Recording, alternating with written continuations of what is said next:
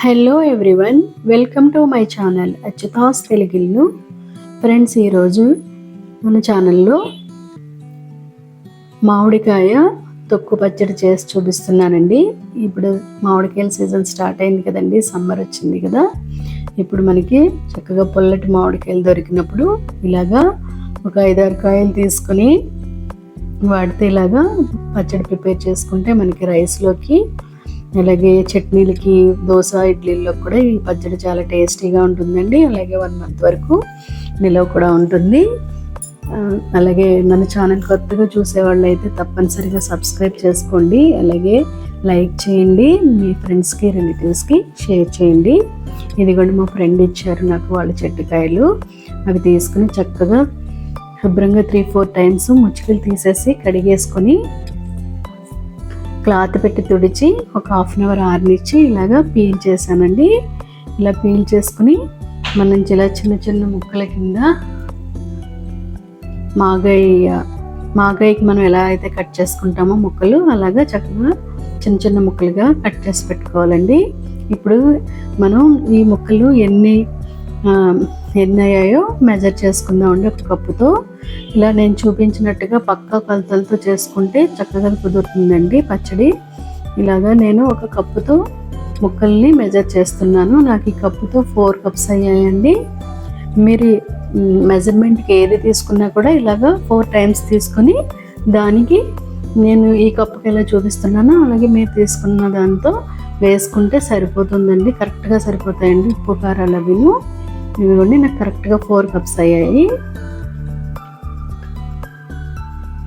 ఇలా చక్కగా కొలిచి పెట్టుకుని దీన్ని మనం మిక్సీలో ఈ ముక్కల్ని కచ్చాపచ్చగా మిక్సీ చేసుకుందామండి.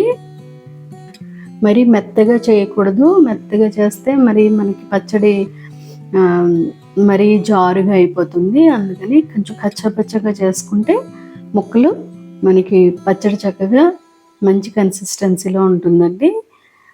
ఇలాగ కొద్దిగా తీసుకుని మిక్సీ చేసి పెట్టుకుందాము. ఈ పచ్చడి ఇప్పుడు దొరికే మామిడికాయలతో టైపు కాకుండా మనకి పునాస మామిడికాయలని ఆగస్టు నెలలో దొరుకుతాయండి, వాటితో కూడా చేసుకోవచ్చు. ఏదైనా కానీ మనకి మామిడికాయ పుల్లగా ఉన్న మామిడికాయతో చేసుకుంటే చాలా బాగుంటుందండి. ఇదిగోండి ఇలా మనం కచ్చపచ్చగా చేసుకుని అక్కడక్కడ కొంచెం పెద్ద ముక్కలు ఉండిపోతే కనుక నలగకపోతే తీసుకుని మళ్ళీ నెక్స్ట్ ఆడే దాంట్లో వేసుకుని అన్నీ ఈవెన్గా ఉండేలాగా కచ్చపచ్చగా మిక్సీ చేసుకోండి. దీంతోపాటు లాస్ట్ ముక్కలు ఆడేటప్పుడు ఒక 2 వెల్లుల్లి రేఖలు తీసుకుని వాటిని కూడా చక్కగా కచ్చపచ్చగా చేసుకుని పక్కన పెట్టుకోండి. నెక్స్ట్ మనం ఈ పచ్చడికి కావాల్సిన మెంతులు, ఆవాలు వేయించుకుందామండి. నాకు ఈ 4 కప్పుల కొలతకి నేను ఒక 2 spoons, కొంచెం ఒక చిన్న స్పూన్ తీసుకుని దాంతో 2 spoons మెంతులు, అలాగే 4 spoons ఆవాలు తీసుకుని ఇలాగ ఆవాలు చిటపటలాడేలాగా మెంతులు ఇలా ఎర్రగా మంచి కలర్ వచ్చేలాగా వేయించండి. అప్పుడే చక్కగా వాటిలో ఫ్లేవర్ బయటకు వస్తుంది. మనకి మెంతులు ఎర్రగా వేగితేనే దాంట్లో చేదు పోయి చక్కగా మనకి కమ్మదనం వస్తుందండి. ఇదిగోండి నేను ఈ పచ్చడికి 3 mangoes కారం వాడుతున్నాను. ఇంట్లో పట్టించిన కారం అయిపోయింది కాబట్టి. ఇదిగోండి 4 కప్పులకి నేను 1/4 కప్పు కారం వేస్తున్నాను. అలాగే ఒక 1/2 కప్పు సాల్ట్ వేస్తున్నాను. ఈ నేను చూపించిన కొలతలు పక్కా కొలతలండి, మీకు అసలు కరెక్ట్గా సరిపోతాయి. అది అలాగే 1 స్పూను పసుపు వేస్తున్నాను. అలాగే మనం ఇందాక వేయించి పెట్టుకున్న ఆవాలు, మెంతులు చల్లారిన తర్వాత చక్కగా మిక్సీ పట్టుకుని ఆ పౌడర్ కూడా వేసేస్తున్నానండి. వీటిని చక్కగా మనం చేత్తో మిక్స్ చేసుకోవాలండి. చక్కగా ఈ మాగాయ పచ్చడి టేస్ట్ చాలా బాగుంటుందండి. తప్పనిసరిగా ఒకసారి తొక్కు పచ్చడి పట్టి చూడండి. కొంతమంది ఇదే పచ్చడి తొక్కతో కూడా పడతారండి, అది కూడా బాగుంటుంది. ఇలా చక్కగా మనం మిక్స్ చేసి పక్కన పెట్టుకుని ఇప్పుడు పోపు ప్రిపేర్ చేసుకుందాము. పోపు కోసం నేను 4 కప్పుల ముక్కలకు 1.5 కప్పు వేరుశనగ నూనె తీసుకున్నానండి. నూనె చక్కగా కాగిన తర్వాత మనం ఇలాగా వెల్లుల్లి రేకులు, కరివేపాకు, ఎండుమిర్చి తీసుకుని నేత పోపులు కూడా సిద్ధం చేసుకున్నాము. వెల్లుల్లి రేకులు ఎక్కువ వేసుకోండి, చక్కగా పొట్టు వెలిచి వేసుకోండి. ఇవి వేగిన తర్వాత ఆయిల్లో చాలా మంచి టేస్ట్ని తీసుకొస్తాయండి పచ్చడికి. ఇలా ఆయిల్ వేడెక్కాక 1 స్పూను ఆవాలు, 1 స్పూను జీలకర్ర, అలాగే 2 స్పూన్స్ శనగపప్పు,